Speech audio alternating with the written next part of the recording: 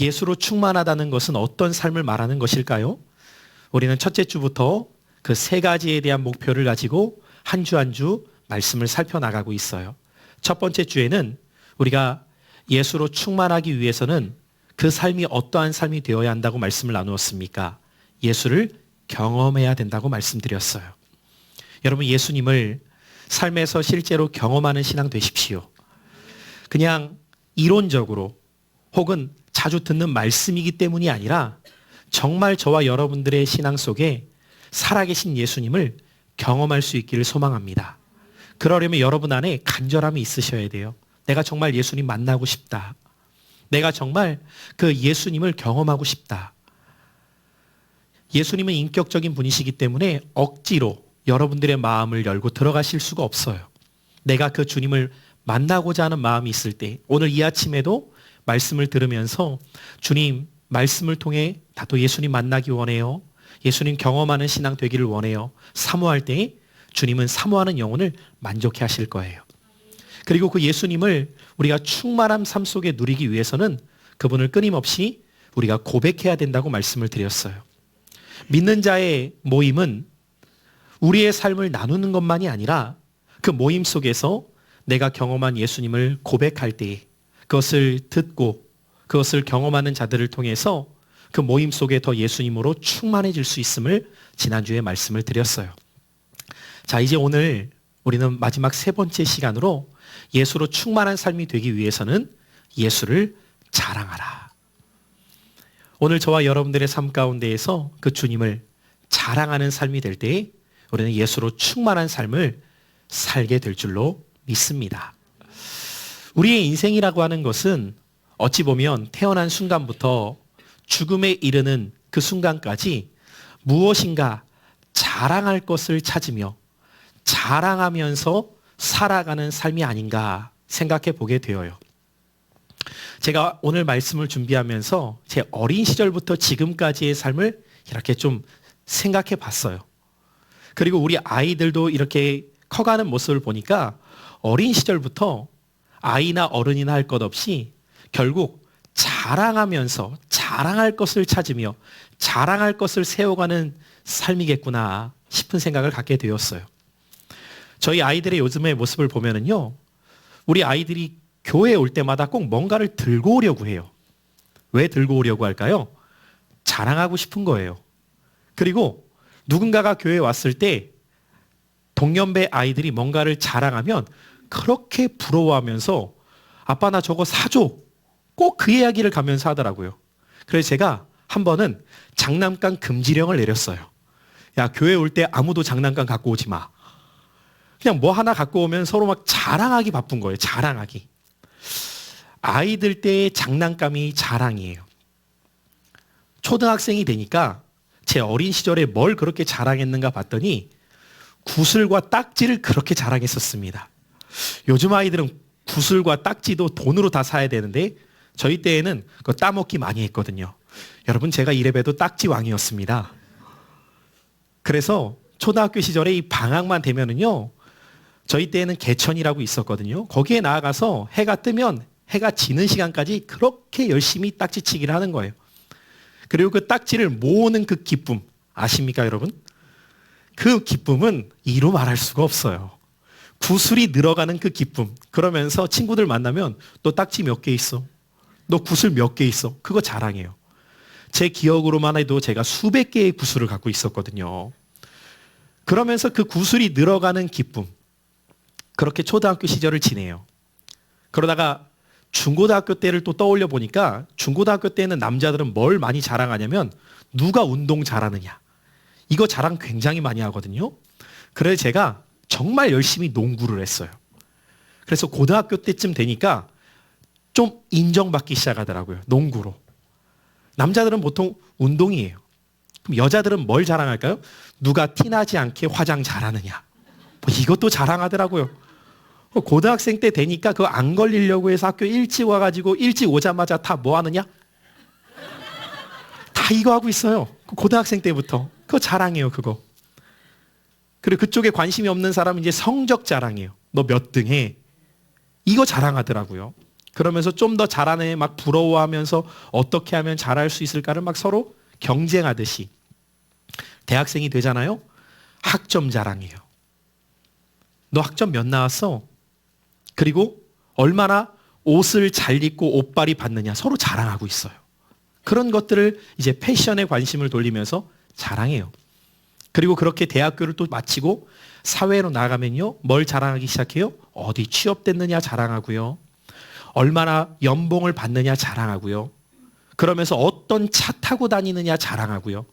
그렇게 점점 나이가 들면서 우리의 인생은 어릴 때부터 죽음에 이르기까지 자랑할 것을 삼아 그것을 자랑하면서 살아가고 있는 모습들을 보게 됩니다.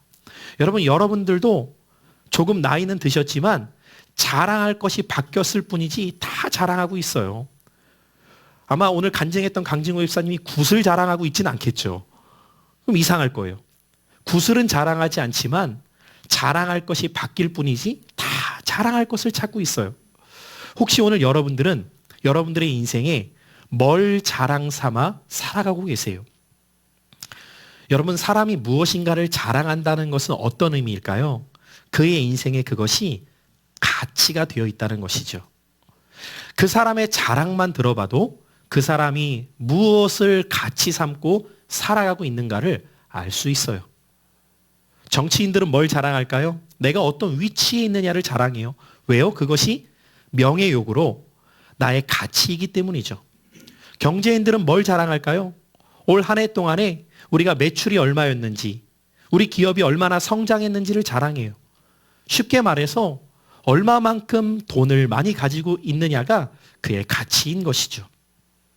선수들은 뭘 자랑할까요? 자신의 이룬 업적을 자랑하죠. 그것을 통해서 나의 가치를 인정받기를 원하는 거예요. 각각 사람들은 다 자랑할 것이 다를 뿐이지 그것을 통해 자신이 얼마나 가치 있는 인생인가를 드러내고 싶은 것이죠. 이 시대만 그런 것이 아닙니다, 여러분. 오늘 말씀이 기록된 지금으로부터 2000년 전만 하더라도 지금의 시대와 그 시대가 시대적 상황이 달랐을 뿐이지 사람의 근본적인 내면 속에서는 누구나가 다 자랑할 바를 삼고 그것을 자랑하면서 살아가는 데에는 인간의 본성이 달라지지 않았어요. 그래서 2000년 전 사람들도 그 시대 속에서 그들이 자랑할 것을 찾아 자랑하고 있었습니다. 그리고 그 시대 속에서 수많은 사람들에게 부러워 보일 만한 한 사람을 우리 오늘 말씀을 통해 만나게 되는데 그의 이름이 바로 사울이었다가 바울이라고 이름을 쓰기 시작한 사도 바울의 인생을 우리가 잠시 살펴보게 됩니다. 그는 그 당시로 말한다면 사람들이 부러워할 만한 모든 것을 갖추고 있었던 사람이었어요. 출신이면 출신, 배경이면 배경, 학벌이면 학벌, 재력이면 재력, 사람들이 부러워할 만한 것들을 정말 많이 갖추고 있었어요. 그래서 빌립보서 3장의 말씀을 보면 그는 사람들에게 자신의 삶에 대해서 이렇게 소개하고 있습니다. 자, 우리 한번 앞에 준비된 말씀을 같이 볼 텐데 빌립보서 3장 4절부터 6절의 말씀이에요. 자, 우리 한번 앞을 띄워줘 보시고요. 이 말씀 준비되었나요?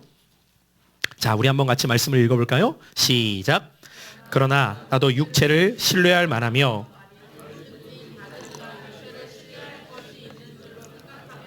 나는 더욱 그러하리니 나는 8일 만에 할례를 받고 이스라엘 족속이요 베냐민 지파요 히브리인 중에 히브리인이요 율법으로는 바리새인이요 열심으로는 교회를 박해하고 율법의 의로는 흠이 없는 자라. 여러분, 말씀 자체만 보면 좀 어려운 표현들이 많은 것 같지만 쉽게 말해서 바울이 지금 이야기하고 있는 것은요, 그 시대 사람들이 자랑 삼을 만한, 부러워할 만한 것들을 소개하고 있는 거예요. 너희들 이거 갖기를 원하지? 너희들 이거 원하지? 너희들 이거 자랑 삼기를 원하지? 그거 내가 다 갖고 있어. 그 말하고 있는 거예요. 너희들이 부러워할 만한 것들 내가 지금 다 가지고 있다고. 여러분, 만약에 오늘 이 시대로 말했으면 이렇게 말하는 거예요. 나는 미국 시민권자야. 그리고 나는 태어날 때부터 금수저 물고 태어났어. 그리고 나는 자라는 동안에 엘리트 코스 밟았어. 그래서 나는 너희들이 부러워할 만한 모든 것들을 다 갖추고 있어. 여러분, 그러면 이 중에서 하나만 가지고 있어도 부러워할 만한 것들을 바울은 하나가 아니라 수없이 많은 것들을 가지고 있음을 자랑하고 있는 거예요. 그런데 놀라운 것은 무엇인지 아십니까? 바울은 그런 것들을 자랑 삼기를 원하지 않아요. 왜 그럴까요? 그의 인생에 예수 그리스도를 만났기 때문에. 여러분, 여전히 교회를 다녀도요, 예수님을 정말 인격적으로 만나지 못하잖아요? 그러면 세상의 것들을 자랑할 수밖에 없어요. 그러나 예수님을 정말 인격적으로 만나게 되는 사람에게 나타나는 특징은 무엇이냐면 그의 자랑이 완전히 바뀌게 된다는 것입니다. 어떻게 바뀔까요? 오늘 계속되어진 7절 이하의 말씀 속에 바울은 6절까지 너희들이 부러워할 만한 것들 내가 다 갖고 있어 라고 말하지만 그것을 자랑하고 싶은 것이 아니라 7절부터 이제 9절이에요. 자, 한번 말씀 계속해서 볼까요? 시작. 그러나 무엇이든지 내게 유익하던 것을 내가 그리스도를 위하여 다 해로 여길 뿐더러 또한 모든 것을 해로 여김은 내 주 그리스도 예수를 아는 지식이 가장 고상하기 때문이라. 내가 그를 위하여 모든 것을 잃어버리고 배설물로 여김은 그리스도를 얻고 그 안에서 발견되려 함이니 내가 가진 의는 율법에서 난 것이 아니요 오직 그리스도를 믿음으로 말미암은 것이니 곧 믿음으로 하나님께로부터 난 의라. 자, 여러분들 8절 말씀 한번 다시 띄워주시고요. 이 말씀을 보면 바울이 이렇게 말하는 거예요. 내가 가진 모든 것들을 내가 무가치하게 여길 수 있었던 것은 내 주 예수 그리스도를 아는 지식이 가장 고상하기 때문이다. 여러분, 이 바울의 고백이 여러분들의 고백이 될 수 있기를 축복합니다. 다시 한번 말씀드리지만 사람은 자신이 가치 있게 여기는 것을 자랑하게 되어 있습니다. 그리고 사람은 덜 가치한 것을 위해 더 가치한 것을 포기하는 것이 아니라 더 가치 있는 것을 위해 덜 가치 있는 것을 얼마든지 포기할 수 있는 것이 사람입니다. 이를테면 10,000원짜리와 1,000원짜리가 있어요. 하나를 선택하면 하나를 포기해야 된다고 할 때 여기에서 1,000원짜리를 선택하는 사람은 아무도 없습니다. 왜요? 가치가 10,000원짜리가 더 큼을 알기 때문이에요. 바울이 그랬다는 겁니다. 바울은 어리석어서 학벌, 재력, 출신 배경을 자랑하지 못하는 것이 아니라 그것이 중요한지 알아왔었는데 예수님을 만나고 보니까 비교할 수가 없는 거예요. 내 주 예수 그리스도를 아는 그 가치가 얼마나 귀한가를 알았기 때문에 더 이상 다른 것들을 자랑할 필요가 없는 거예요. 자, 여러분들 예를 들어보죠. 만약에 어떤 사람에게 차가 있어요. 네, 한 대는 롤스로이스라고 하는 6억짜리 차가 있고요. 한 대는 마티즈 1,500만 원짜리가 있어요. 자, 여러분 뭐 자랑하시겠어요? 나는 마티즈 있어. 이거 말하는 사람 없어요. 차 뭐 있어요? 그냥 저는 롤스로이스 있어요. 이렇게 말하겠죠, 여러분들. 무슨 말인지 아시겠죠, 여러분들? 바울은 이 두 가지를 자신이 경험해 봤을 때에 덜 가치 있는 것을 얘기조차 할 필요가 없는 거예요. 아니요. 롤스로이스를 타고 다니는 사람은 마티즈를 남 줄 수 있어요. 나 이거 나에겐 가치 없어. 왜? 난 더 가치 있는 것이 있거든. 그러니까 배설물처럼 똥처럼 여길 수 있다는 거예요. 그럼 도대체 바울이 만난 예수님은 어떤 분이시기에 그는 그분을 그토록 자랑할 수밖에 없는, 아니 오히려 나는 그분밖에 자랑할 것이 없다고 말하는 것일까요? 여러분, 바울이 어떤 사람이었는지 아십니까? 예수 믿는 사람들을 잡아다가 옥에 가두었던 사람이었어요. 그런 그가 예수님을 만나게 되었을 때 그의 인생이 완전히 뒤집어져 버립니다. 오늘 저와 여러분들이 예수님을 만나기 전의 삶이 어떠했는가 우리는 다 다를 수 있습니다. 그러나 정말 예수님을 만나게 된다면 우리 모두에게 나타나는 공통된 모습은 예수밖에 자랑할 것이 없는 사람이 된다는 거예요. 오늘 그 표현을 도대체 예수님이 어떤 분이시길래 나는 그분을 아는 지식이 가장 고상하다, 다른 것들은 나에게 필요하지 않다고 말하는 것일까요? 그분의 무엇을 그는 자랑하고 있는 것일까요? 그래서 오늘 본문 말씀 가운데 조금 더 구체적으로 이렇게 말하는 거예요. 자, 갈라디아서 오늘 6장 14절의 말씀을 읽었는데 이 본문 속에서 무엇을, 예수님의 어떤 것을 그는 자랑하는가, 다시 한번 구체적으로 이 말씀을 보죠. 함께 읽어볼까요? 그러나 내게는 우리 주 예수 그리스도의 무엇이요? 예수님을 자랑한다고 말하는데 그 자랑이 무엇이라고 오늘 갈라디아서에서는 좀 더 구체적으로 말하냐면 그분의 십자가를 난 자랑한다. 조금 더 구체적으로 말한다면 그 십자가 외에 나는 결코 자랑할 것이 없다고 말하고 있다는 것입니다. 도대체 예수 그리스도의 십자가 무엇이기에 그 십자가 밖에는 자랑할 것이 없다는 것일까요? 다른 사람들이 볼 때에는 자랑할 만한 것이 그토록 많은 사람인데 그의 출신도, 그의 학벌도, 그의 재력도, 그가 가지고 있었던 모든 것들을 그는 배설물처럼 여길 만큼 도대체 예수 그리스도의 십자가가 무엇이기에 그는 십자가만을 자랑할 수밖에 없다고 말하는 것일까요? 사랑하는 성도 여러분들, 오늘 말씀을 여러분들 좀 귀담아 들으셔야 돼요. 주의 깊게 들으셔야 돼요. 오늘 말씀은 쉬운 설교는 아닙니다. 그러나 여러분들이 신앙생활함에 있어서 이 설교의 말씀을 여러분들이 이해하지 못하면 절대로 복음을 안다고 말할 수 없는 말씀이에요. 그래서 여러분들 오늘 이 말씀을 들을 때 저는 성령께서 여러분들에게 귀와 마음을 여셔서 깨닫는 은혜를 부어주시기를 축복합니다. 여러분, 오늘 말씀은 결코 가벼운 말씀은 아니에요. 쉬운 말씀도 아닙니다. 여러분, 신앙생활 가운데 복음의 핵심이 무엇인가를 오늘 저는 말씀드리고 싶기 때문이에요. 적어도 여러분들이 복음을 알았다, 복음을 경험했다고 할 때 여러분들이 빼놓을 수 없는 이야기가 바로 이 십자가에 대한 이야기이기 때문입니다. 아시는 분은 아시겠지만 바울이 이야기했던 그 당시의 십자가는 죄인들 중에서도 가장 흉악한 죄인들의 사형 집행을 행할 때에 썼던 도구가 바로 이 십자가였습니다. 십자가는 그 당시 사람들의 가장 수치스러움이었고 십자가는 그 당시의 사람들이 다 피하고 싶었던 죄인의 형틀이었어요. 그런데 도대체 바울은 왜 이 예수 그리스도의 십자가를 자랑할 수밖에 없느냐라는 것이죠. 우리는 끊임없이 교회를 다니면서 십자가에 대한 이야기를 듣고 십자가를 보기도 하며 십자가에 대해서 듣지만 여러분들은 얼마나 이 십자가에 대해 이해하면서 신앙생활하고 계십니까? 우리가 이 십자가를 바르게 이해하지 못하면 절대로 복음을 안다고 말할 수 없습니다. 이 바울은 다른 것도 아닌 죄인의 형틀이었던 그 십자가가 나의 유일한 자랑이라고 말하고 있어요. 도대체 그 십자가가 무엇이기에, 죄인의 형틀이었던 그 십자가가 무엇이기에 바울에게 있어서 그것은 자랑이 될 수밖에 없다고 이야기하는 것일까요? 우리는 오늘 이 본문을 근거로 해서 여러 성경 구절을 함께 살펴갈 겁니다. 자, 그렇다면 여러분들, 오늘 이 기독교 복음의 핵심이라고 부를 수 있는 이 십자가에 대해서 바울은 고린도 교인들을 향해 먼저 이렇게 이야기하는 것을 우리가 주목해야 됩니다. 고린도에서 1장 18절의 말씀. 자, 우리 한번 같이 이 말씀 한 목소리를 읽어보죠. 시작. 십자가의 도가 멸망하는 자들에게는 미련한 것이요 구원을 받는 우리에게는 하나님의 능력이라. 사랑하는 성도 여러분들, 여기서 말하는 십자가의 도라고 말하는 것은 십자가의 길입니다. 길 도자예요.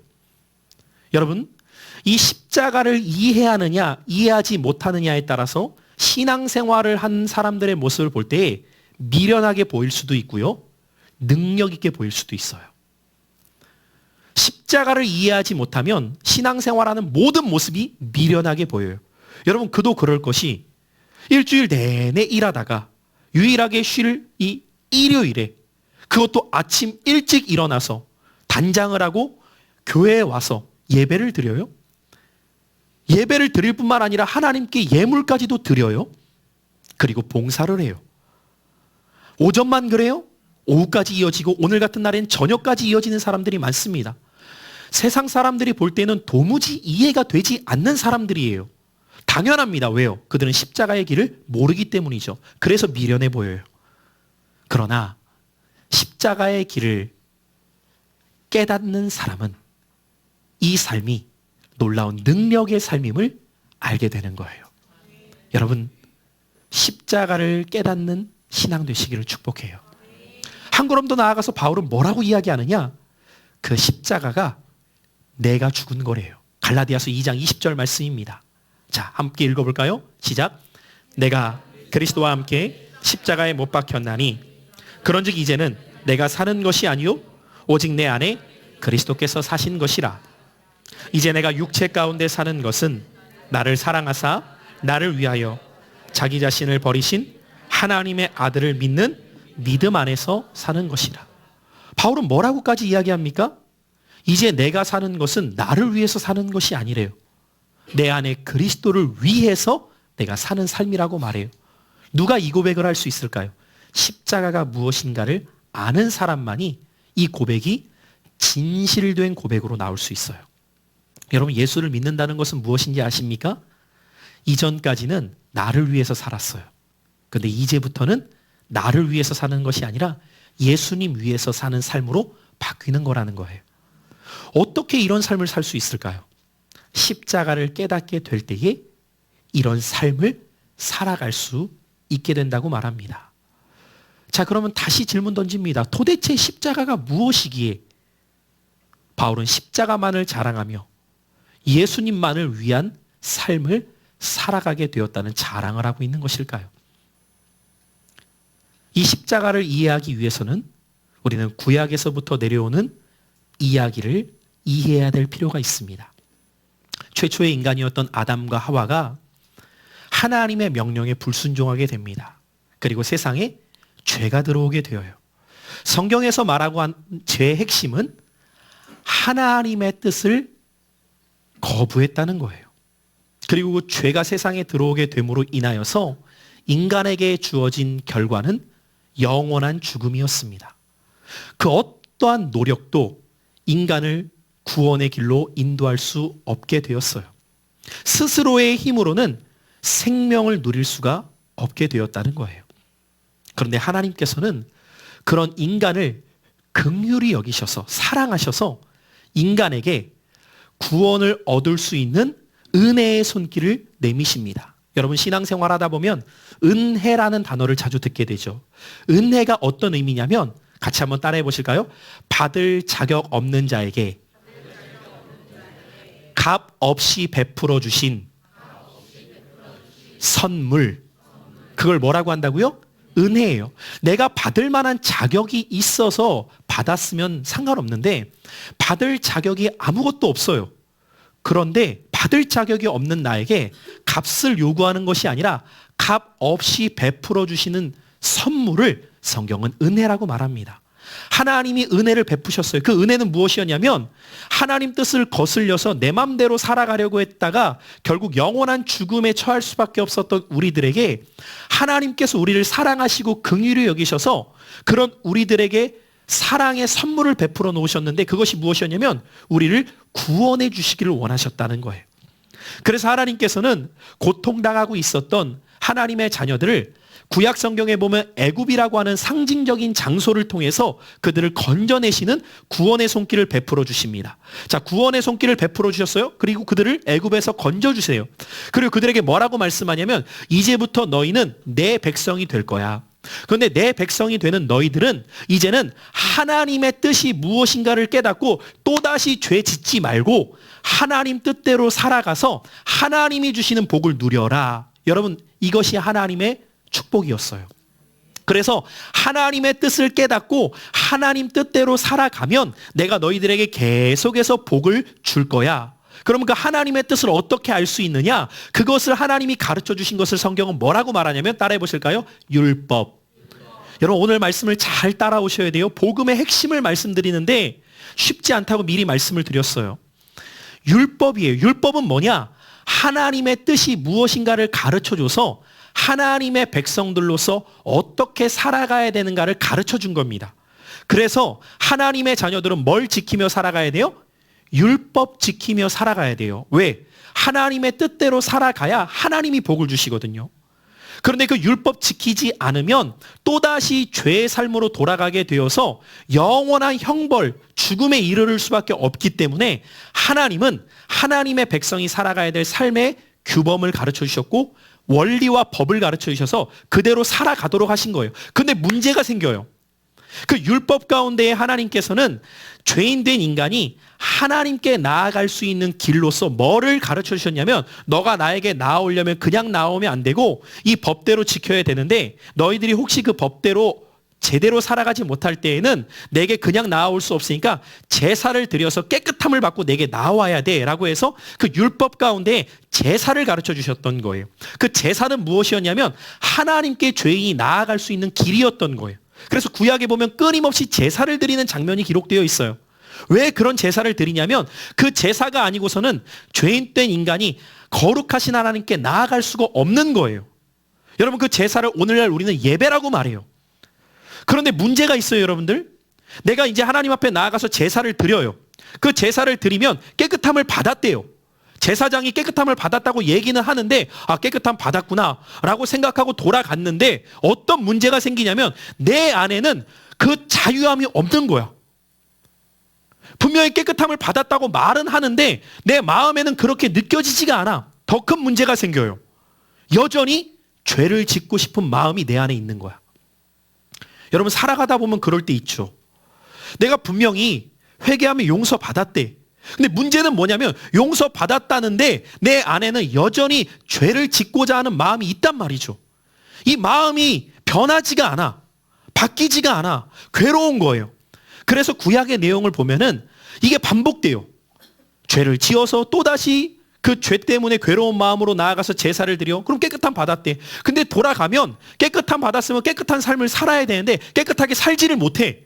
또 죄를 져. 또 제사 드려. 또 드려. 또 드려. 반복되는 삶 가운데에서 내가 변화되지 않는 거예요.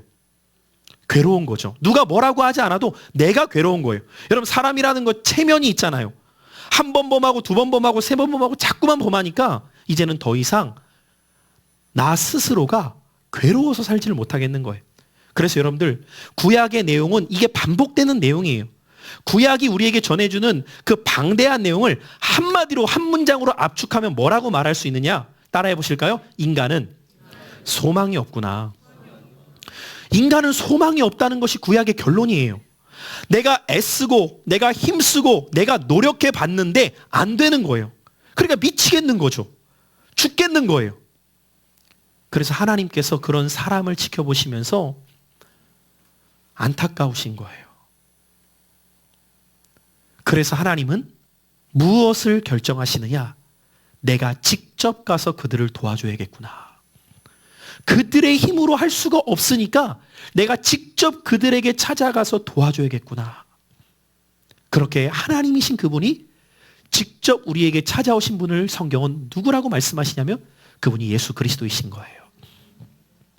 예수님이 이 땅에 오신 것은 우리 스스로의 힘으로 아무리 노력해도 구원을 얻을 수 없으니까 그분이 우리를 구원하시기 위해서 직접 인간의 몸을 입고 이 땅 가운데 오신 거예요. 그리고 이 땅 가운데 오신 그 예수님께서는 계속해서 율법의 요구를 이루고 싶지만 이루지 못하는 그들에게 당신을 통해 그 율법의 요구를 이루게 만드십니다. 제가 말씀 한 곳 읽어드립니다. 로마서 8장 3절로 4절의 말씀.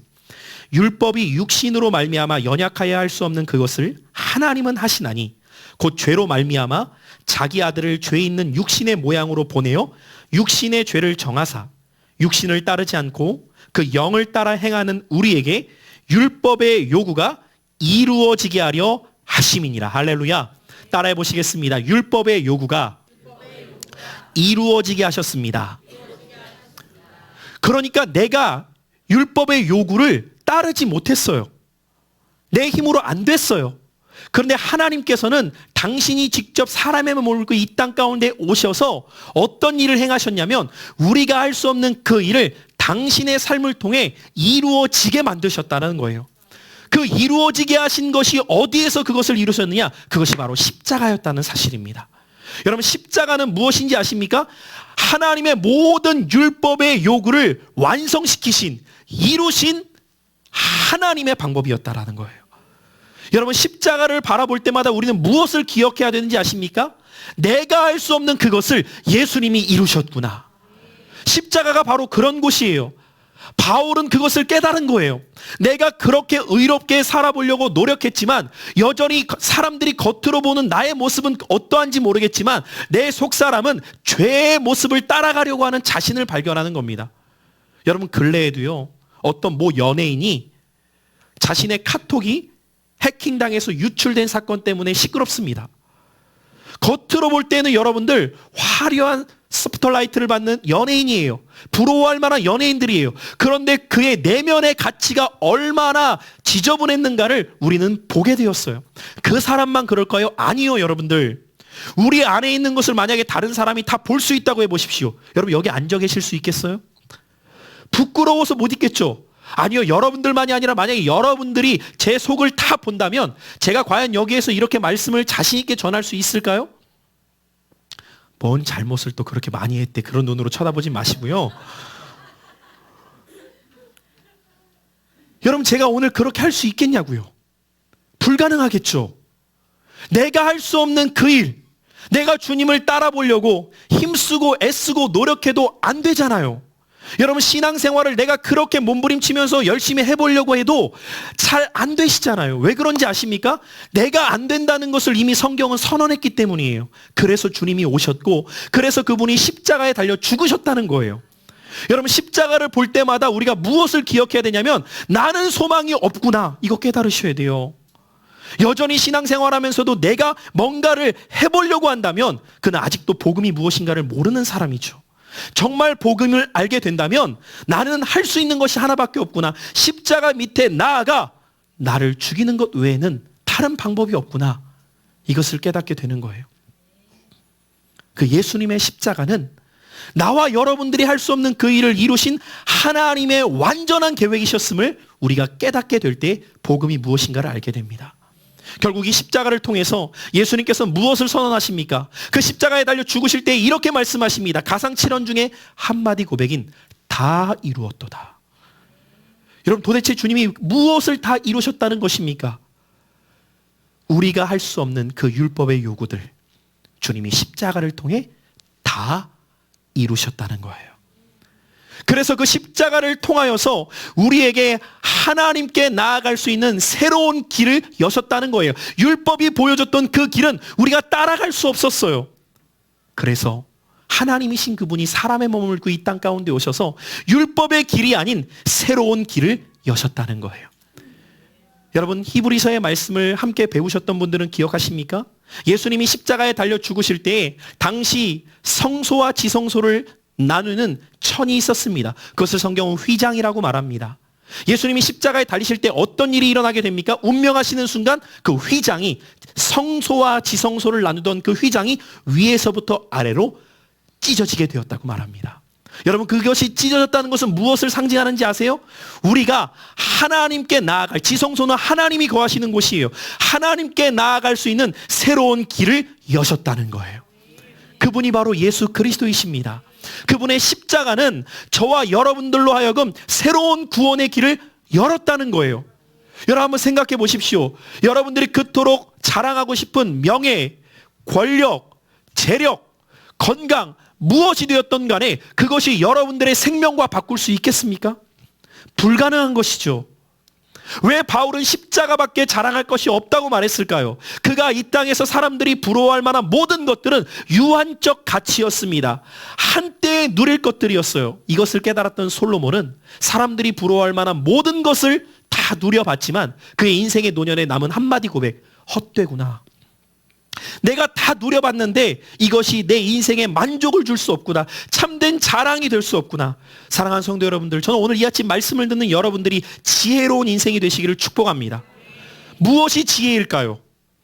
유한한 가치, 제한적 가치, 한때의 가치를 자랑하는 것이 어리석음입니다.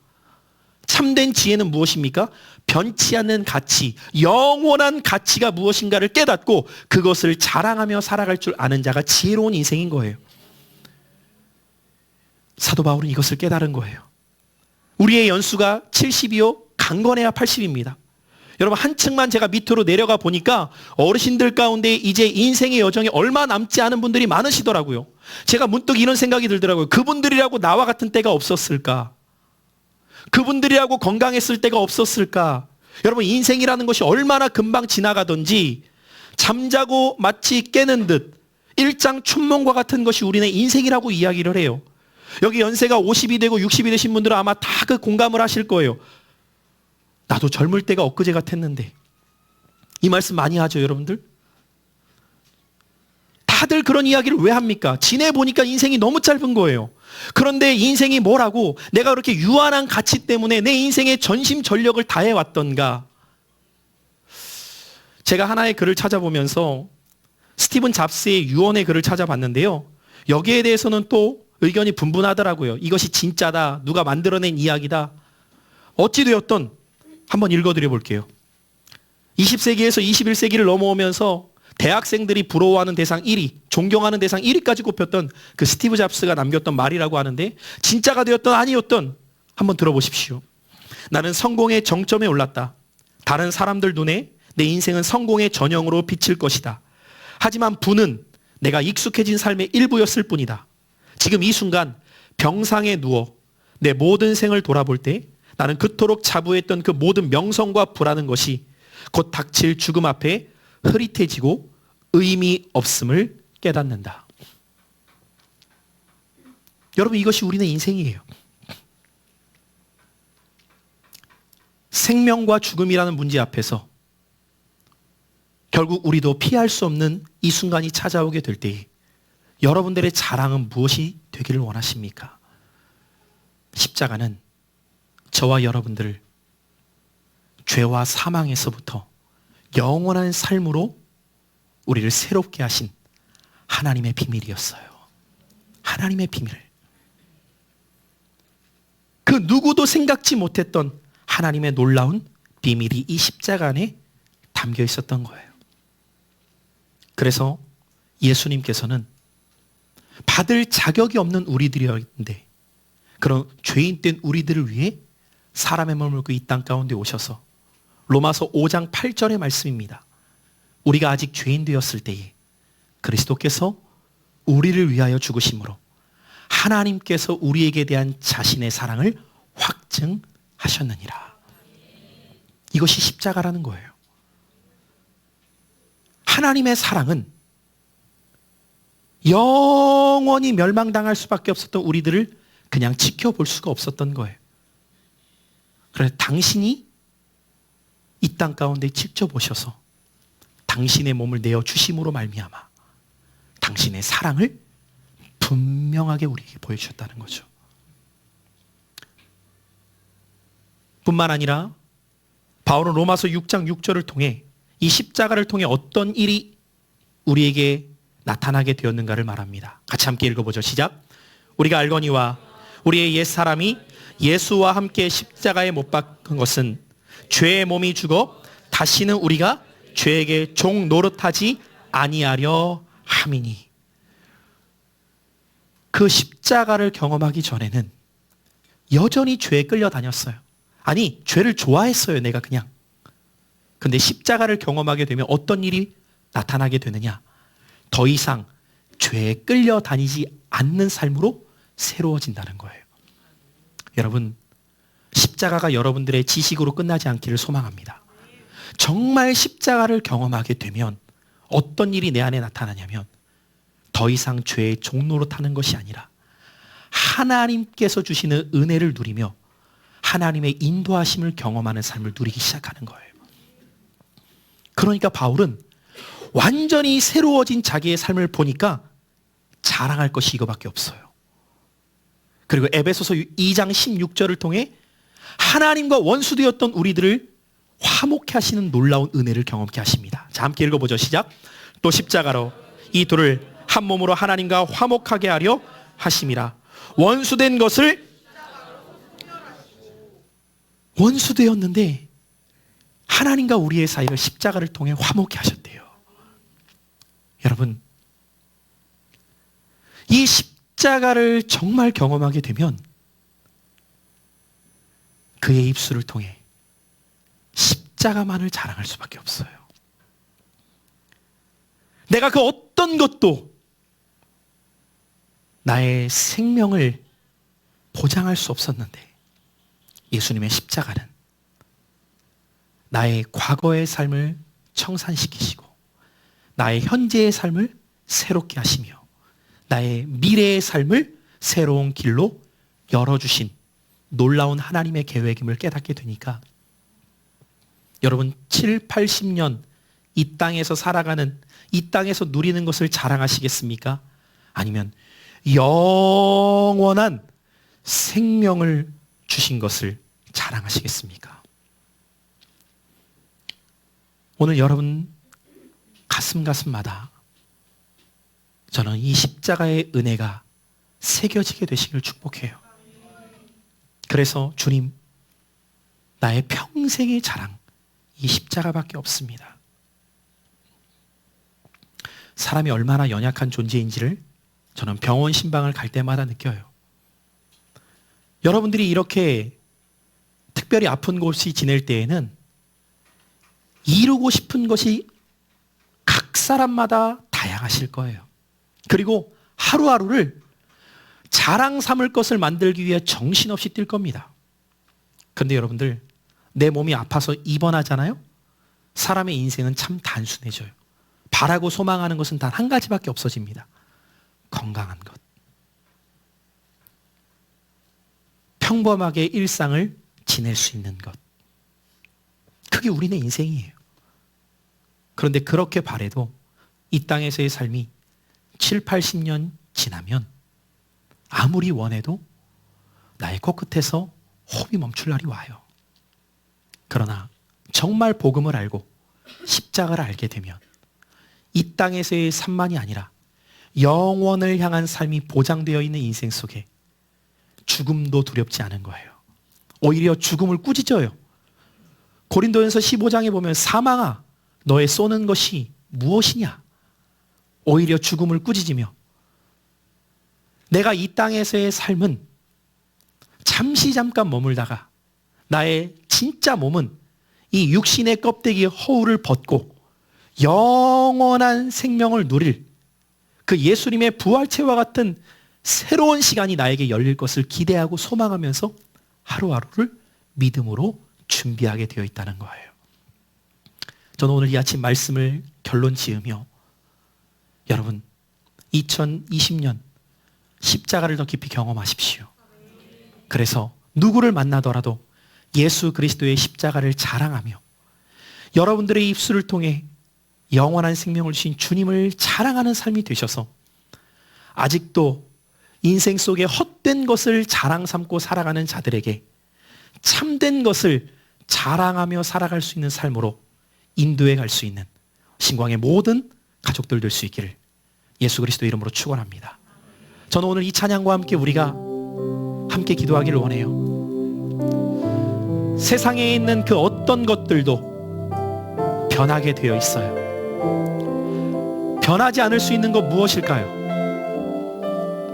오늘 저와 여러분들의 삶 가운데에서 예수 그리스도의 십자가, 그 예수 그리스도의 십자가, 그것만이 나의 자랑임을 우리 함께 고백하며 오늘 이 말씀을 가슴에 새깁시다. 무엇이 변치 않아, 무엇이 변치 않아, 내 소망이 되며 내 소망이 되며 무엇이 한결같아, 무엇이 한결같아, 내 삶을 품으리 그 누가 날 만족해 해. 내 영이 쉬며 그 누구 기다려 내 영이 기쁘리.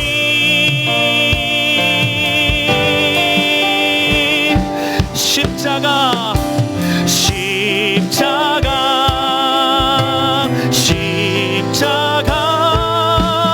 그 그늘 아래 내 소망이 있네. 십자가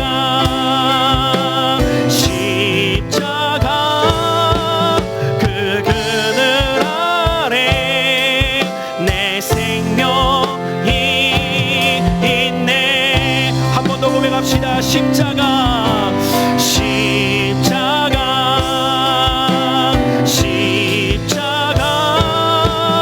그 그늘 아래 내 소망이 있네. 십자가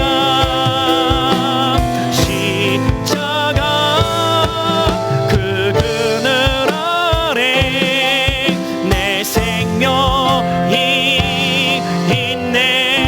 시간 같이 함께 기도하기를 원하는데요. 하나님, 내가 할 수 없었기에 주님 십자가를 통해 다 이루셨습니다. 그 그늘 아래 내 소망이 있고 그 그늘 아래 내 생명이 있음을 깨닫게 하사 나의 자랑은 우리 주 예수 그리스도의 십자가밖에 없다고 오늘 고백했던 그 바울의 고백이 나의 고백이 되어서 헛된 것을 자랑 삼고 살아가는 인생이 아니라 예수 그리스도의 십자가를 자랑 삼고 예수 그리스도의 십자가를 자랑하며 살아갈 수 있게 하여 주시옵소서. 십자가를 더 깊이 경험하며 그 십자가 붙들고 살아가는 2020년의 삶을 결단하는 믿음을 가지고 우리 함께 오늘 말씀 기억하며 주님 이름 한번 부르면서 함께 기도합시다. 다 같이 기도하겠습니다. 주여.